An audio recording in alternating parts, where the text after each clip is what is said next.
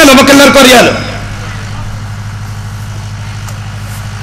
എത്രയോ നൂറുകണക്കിന് കൊല്ലങ്ങൾക്ക് മുമ്പേ ക്രിസ്ത്യാനികൾക്കും ജൂതന്മാർക്കും ഇടയിൽ മുഹമ്മദ് മുസ്തഫാന്റെ വരവിനെ പറ്റി ചർച്ചയുണ്ടായിരുന്നു, സാധാരണക്കാർക്കിടയിൽ പോലും. അതൊരു വെറും കഥയല്ലത്. നിങ്ങള് മദീനയിലെ ബനു ഹുസൈബ, ബനു കൈനുക്ക, ബനു നദീർ ഗോത്രക്കാരെ പറ്റിയും ഔസ് ഖസ്റജ് ഗോത്രക്കാരെ പറ്റി ഒന്ന് പഠിച്ചാൽ മതി.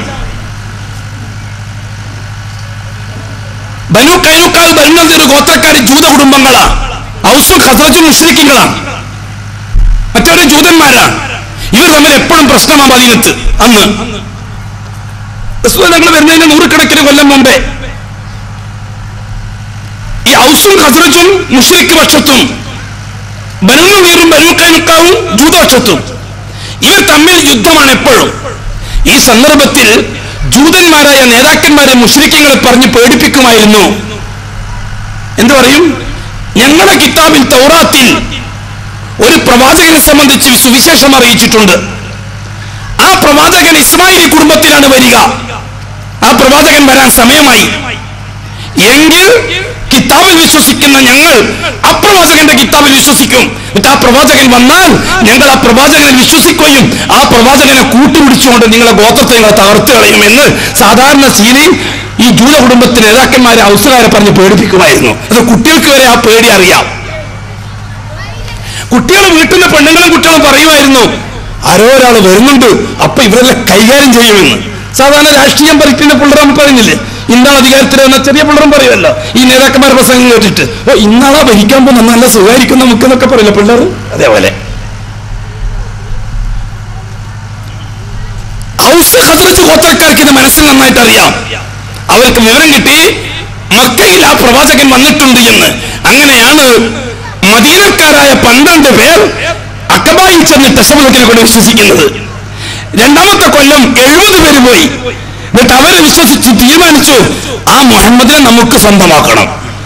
ജൂതന്മാരെ എന്നിട്ട് നമുക്ക് മുഹമ്മദിനെ കൂട്ടിയിട്ട് ഈ കാഴ്ചപ്പാടോടുകൂടി മക്കായിൽ വരികയും അഷ്റഫുൽ ഖൽഖിനെ വിശ്വസിക്കുകയും അള്ളാഹുവിനെ അംഗീകരിക്കുകയും മദീനത്തേക്ക് അഷ്റഫുൽ ഖൽഖിനെ കൂട്ടിക്കൊണ്ടുപോകാൻ ഔസ് ഖസ്റജ് ഗോത്രക്കാർക്ക് പ്രേരിപ്പിക്കുകയും ചെയ്ത വസ്തു ചരിത്രപരമായ യാഥാർത്ഥ്യമാണ്. യാഥാർത്ഥ്യം അവർ ആഗ്രഹിച്ചവർ അള്ളാഹുത്തിലാക്കി കൊടുക്കുകയും ചെയ്തു. ഔസ് ഖസ്റജിനെ വെച്ചുകൊണ്ട് ജൂത കുടുംബത്തെ മുഴുവൻ നാടുകടത്താൻ അഷ്റഫുൽ ഓർഡർ ഇട്ടത് പിന്നെ കുറെ കാലം കഴിഞ്ഞിട്ട്. ഈ രീതിയിൽ അഷ്റഫുൽ ഖൽഖിന്റെ വരവിനെ സംബന്ധിച്ച് നല്ല പ്രതീക്ഷ ജൂതന്മാർക്കും നസാറാക്കൾക്കും ഉണ്ട്. ഇത് നേരത്തെ ഞാൻ പറഞ്ഞ പോലെ പാരമ്പര്യവാദികളും അധികാരി വർഗവും ആ വരവ് ആഗ്രഹിക്കുന്നില്ല.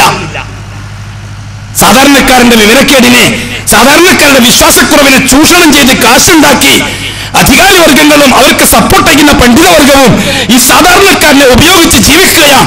സാധാരണക്കാരൻ കാര്യം മനസ്സിലാക്കി പോയാൽ, സാധാരണക്കാരൻ അള്ളാഹുവിലേക്ക് തിരിഞ്ഞാൽ, സാധാരണക്കാരൻ അഷ്റഫുൽ തിരിഞ്ഞാൽ ഈ സാധാരണക്കാരനെ ചൂഷണം ചെയ്യാൻ നമുക്ക് കഴിയില്ല.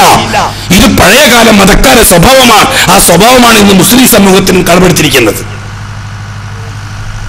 റോമക്കാർക്ക് നന്നായിട്ട് അറിയാം, റോമൻ ക്രിസ്ത്യാനിറ്റിക്ക് നന്നായിട്ട് അറിയാം. അവർ സഭ കൂടിക്കൊണ്ടവർ തീരുമാനം ചർച്ച ചെയ്തു. ഇസ്രായേലി പാരമ്പര്യത്തിൽ നിന്ന് വിട്ട് അറേബ്യൻ പാരമ്പര്യത്തിലായിരിക്കും മിക്കവാറും അവസാനത്തെ പ്രവാചകൻ വരിക. ഇന്ത്യയിൽ പറയപ്പെട്ട പ്രവാചകൻ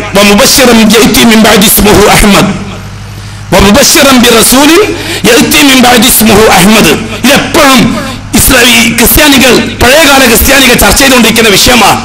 അങ്ങനെയാണ് പുരോഹിതന്മാര് റോമിൽ സഭ കൂടി ഈ മുഹമ്മദ് മുസ്തഫ തങ്ങളുടെ റിസാലത്തിനെ പറ്റി ചർച്ച ചെയ്തുകൊണ്ടിരുന്നത്. അഥവാ മുഹമ്മദ് വരികയാണെങ്കിൽ നമുക്ക് നേരെ ചൊവ്വ ജീവിക്കാൻ ബുദ്ധിമുട്ടായിരിക്കും.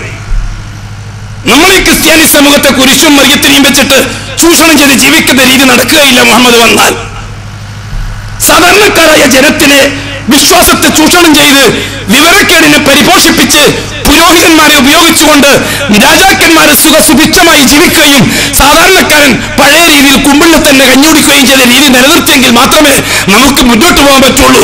മുഹമ്മദ് വന്നാൽ അത് തകരും. മുഹമ്മദ് മുതലാളിത്തത്തിന്റെ മുനയൊടിക്കും, എന്നിട്ട് സമത്വത്തിന്റെ ശാന്തസുന്ദരമായ തീരം പണിയും. മുഹമ്മദ് ഉടമസ്ഥനായ അല്ലാഹുവിനെ ആരാധ്യനായി പരിചയപ്പെടുത്തി കൊടുക്കും. അടിമകളെ പൂജിക്കുന്ന അടിമത്വത്തെ പറ്റി നിശ്ചിതമായി വിമർശിക്കും. ഇത് നമുക്ക് നമ്മുടെ പ്രവാചകൻ ഈസായിലൂടെ പഠിച്ച കാര്യമാണ്. അത് തന്നെ ആവർത്തിക്കായിരിക്കും മുഹമ്മദ് ചെയ്യുക. അത് സംഭവിച്ചാൽ നമുക്ക് റോമ നഷ്ടപ്പെടും. ഒരു കാഴ്ചപ്പാട് ഭയങ്കര കാഴ്ചപ്പാടാ. നമ്മൾ ഉദ്ദേശിക്കുന്ന ഒരു ചില്ലറക്കാരെന്നല്ല. 16-ാം നൂറ്റാണ്ടിന് ശേഷം 10 ലക്ഷം മുഫസ്സിരിങ്ങളെ ഉണ്ടാക്കിയവർ. 16-ാം നൂറ്റാണ്ട് കുരിശ് വിപ്ലവത്തിന് ശേഷം ക്രിസ്ത്യാനികളായ ചെറുപ്പക്കാരെ ഖുർആൻ പഠിപ്പിച്ചു, തഫ്സീറടക്കം. എന്തെന്നറിയോ? വരും കാലഘട്ടത്തിൽ ഖുർആൻ ഉപയോഗിച്ച് ഇസ്ലാമിനെ കൊല്ലാൻ വല്ല പഴുതും കിട്ടുമോ നോക്കാൻ. ഒരു കോടികളാണ് ഒഴിവാക്കിയത്. ഇന്ന് പടിഞ്ഞാറൻ രാജ്യങ്ങളിൽ പരിശുദ്ധ ഖുർആൻ തഫ്സീറടക്കം മനഃപ്പാഠം പഠിച്ച ആലിമീങ്ങളെ വാർത്തുപിടിച്ചുകൊണ്ട് ക്രിസ്ത്യൻ മിഷണറി കേരളത്തിലടക്കമായ ആലിമീങ്ങൾ വിരസുന്നുണ്ട്. അതേസമയത്ത് ഈ സമുദായത്തിന്റെ ഗതി അറിയണോ? സൂറത്തുൽ ഇഖ്ലാസ്, ഖുൽ ഹുവല്ലാഹു അഹദ്, അതുപോലും തഫ്സീറടക്കം സ്വന്തം ഭാര്യ കോതിക്കൊടുക്കാൻ സാധിക്കുന്നവർ ഈ കൂട്ടത്തിൽ എത്ര പേര് കാണും? എന്നിട്ടല്ലേ സമുദായം മൊത്തത്തില്. എന്നിട്ടാണ് നമ്മളെ മടക്കി കുത്തും കുത്തിയിട്ട് കട്ടറ്റിനുള്ളിൽ പോയിട്ട് അച്ചായന്മാർക്കെതിരെ, ക്രിസ്തവർക്കെതിരെ, പ്രവാചകൻ നിന്നക്കും അതേപോലെയുള്ള സംവിധാനങ്ങൾക്കുമെതിരിൽ മുസ്ലിം ഉമ്മത്ത് കൊടുക്കേണ്ട മറുപടി അല്ലാഹുവിന്റെ വഹദാനിയത്ത് ഉപയോഗിച്ച് മുഹമ്മദി റിസാലത്തിന്റെ പ്രായോഗികത ലോകത്തെ യാഥാർത്ഥ്യമാക്കിയാൽ പഴയകാല റോമിന്റെ സ്ഥിതി ആധുനിക കത്തോലിക്ക സഭയ്ക്ക് വരുന്ന കാലത്ത് സംശയിക്കേണ്ട ഒരു ബ്ലേഡ് പോലും ആവശ്യമില്ല. ഇവിടെ നാം എന്ത് ചെയ്യുന്നു? സകലമാന ദേവീദേവന്മാരെയും സകലമാന ബീവിബാവമാരെയും സകലമാന ശേഖരംഗന്മാരെയും സകലമാന ഭഗവാൻ ഭഗവതിമാരെയും സകലമാന ശക്തികളെയും സകലമാന വ്യക്തികളെയും സകലമാന വസ്തുക്കളെയും കൂട്ടിപ്പിടിച്ച് സമ്പാദിക്കാൻ ആയുധമാക്കി വെച്ച് പ്രശ്നങ്ങൾ വരുമ്പോൾ സെക്രട്ടേറിയറ്റിന്റെ മുന്നിൽ പോയിട്ട് തരണ അല്ലാണ്ട് പറയാൻ എന്തായാലും തയ്യാറല്ല. അങ്ങനെ ഞങ്ങൾ ഇവരെ ചീത്ത പറയുന്നതെന്ന് അല്ലാണ്ട് പറയാൻ ഇന്നൊരാളും തയ്യാറായിട്ടില്ല. ഒരു സമയത്ത് വിളിച്ചില്ല തയ്യാറില്ലോ. പത്രത്തിലെവിടെയും കണ്ടു. ഞങ്ങള് മനസ്സിലാക്കാൻ അള്ളാഹു തൗഫീഖ് നസീബാക്കി തരട്ടെ. റോമൻ സഭ തീരുമാനമെടുക്കുകയാണ്, മുഹമ്മദ് മുസ്തഫ വന്നാൽ അപകടമാണ്. അതുകൊണ്ട് എന്ത് ചെയ്യണം? തന്ത്രങ്ങൾ മെനയണം, തന്ത്രങ്ങൾ മെനയണം. നസാറ സമൂഹം ഇന്നും ആ തന്ത്രം മെനഞ്ഞുകൊണ്ടിരിക്കുകയാണ്. തീർച്ചയായും തീർത്തെന്നാ പറയട്ടെ, ബഹുമാന്യനായ അക്ബർ സാഹിബിനെ പോലെയുള്ളവർ അവരെ മൂർച്ചയുള്ള നാക്കുപയോഗിച്ച് പഴയകാല റോമൻ സാമ്രാജ്യത്വത്തിന്റെ പുതിയ പതിപ്പുകൾക്ക് നേരെ കൂരമ്പുകൾ എയ്തപ്പോൾ ഉറക്കം കെട്ട രാത്രികളാണ് അച്ചായ സമൂഹത്തിന്റെ തലപ്പത്തിരിക്കുന്നവർക്ക് സമ്മാനിച്ചത്. അവർക്ക് ഉറക്കമില്ല. ഈ പോക്ക് പോയാൽ അനുയായികളിൽ നിന്ന് ആരെയും കിട്ടുകയില്ല. പാവപ്പെട്ട സമൂഹത്തിന്റെ വിവരക്കേടിനെ ചൂഷണം ചെയ്ത് ജീവിക്കാൻ ഒരുപക്ഷെ സാധിക്കുകയില്ല. സംഭവിക്കുന്നത് ഒരു ചോദ്യപേപ്പർ എഴുതുന്ന പ്രൊഫസറോ പുസ്തകമിറക്കുന്ന ഒരു ജോയി ജാക്കബോ അല്ല, മറിച്ച് ലക്ഷക്കണക്കിന് വരുന്ന ക്രിസ്തീയ തലമുറയുടെ ചുമതലമുറ ദീനുൽ ഇസ്ലാമിലേക്ക്, രാജപാതയിലേക്ക് പാലായനം ചെയ്യുകയാണ്.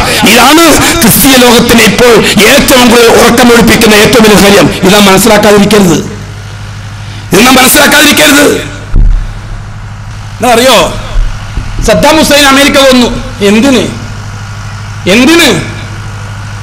ലാ ഇലാഹ ഇല്ലല്ലാഹയുടെ ലാ ഇലാഹ ഇല്ലല്ലാഹു എന്ന പവിത്രമായ കലിമത്തിന്റെ തേരോട്ടം തടഞ്ഞു നിർത്താൻ, മുഅ്മിനീങ്ങളെ പേടിപ്പിക്കാൻ ഖുറൈശികൾ ഹുബൈബിനെ കൊന്നതുപോലെ.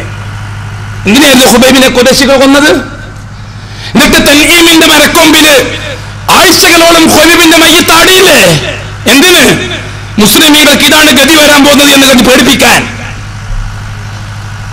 1932 ഉമർ മുഖ്താറിനെ തൂക്കിക്കൊന്നു ഇറ്റാലിയൻ ഭരണകൂടം, ജനറൽ ഗ്രാസിയാനി. 1932 എന്തിന്? ലിബിയയിലെ മുസ്ലിമീങ്ങളെ പേടിപ്പിക്കാൻ. ലിബിയ അന്ന് ഇറ്റലിയുടെ കോളനിയായിരുന്നു.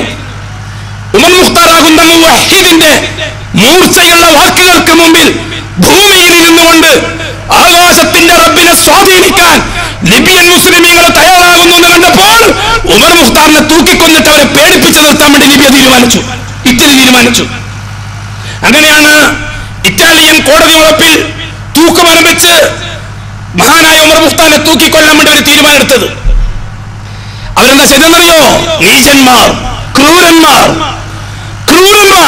അതെ, ക്രൂരത അവരുടെ ജീവിതത്തിന്റെ ആയുധമാണ്. അവർ ചെയ്തത് ലിബിയയിലുള്ള ആണ് പെണ്ണടക്കമുള്ള മുഴുവൻ മുസ്ലിമുകളെയും ഇറ്റലിയിലേക്ക് വരുത്തി. എന്നിട്ട് കോടതി വളപ്പിൽ അവരെ സമ്മേളിപ്പിച്ച് പ്രിയപ്പെട്ട നേതാവിനെ തൂക്കിക്കുന്നത് കാണിച്ചു കൊടുക്കാൻ, എന്നിട്ട് അവരെ മനസ്സ് മാറ്റാൻ. ഹർ കർബല കെ ബാദ് ഇസ്ലാം ജിന്ദാ ഹോഗാ. അല്ലമ ഇക്ബാൽ. കർബലകൾ ഇസ്ലാമിനെ കൊല്ലാൻ വേണ്ടി ജൂതന്മാർ ഉണ്ടാക്കിയതാണ്, നസാറാക്കൾ ഉണ്ടാക്കിയതാണ്. പക്ഷെ കർബലകൾക്ക് ശേഷം ഇസ്ലാം ജീവിച്ചിട്ടേ ഉള്ളൂ എന്ന് പറഞ്ഞു അല്ലാമ ഇക്ബാൽ. ശരിയാ, കർബലകളെ കൊണ്ടൊന്നും തളക്കാൻ പറ്റുന്നതല്ല ഈ പരിശുദ്ധമായ വചനത്തിന്റെ പോര്.